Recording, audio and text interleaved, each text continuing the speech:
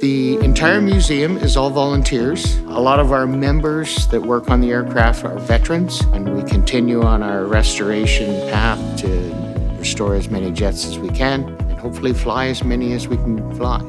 The Jet Aircraft Museum is a museum that acquires, restores, and flies Canadian military aircraft from the 1950s right through till the early 70s. If we can find newer aircraft, we'll try and find and restore those as well.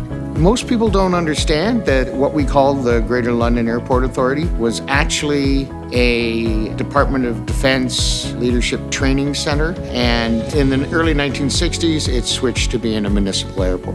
Most people get excited to see the aircraft this up close and personal, and especially when they realize that they can climb right into the cockpit of a T-33 and feel what it was like to be a pilot in the early 1950s and 1960s, and they can have as much fun as they want and touch as many buttons as they want. But they also get to see jets being restored, jets getting ready to fly. The mission of the museum is to acquire aircraft, restore them to flying condition, fly them where possible, and educate the public and students about the history and heritage of these aircraft.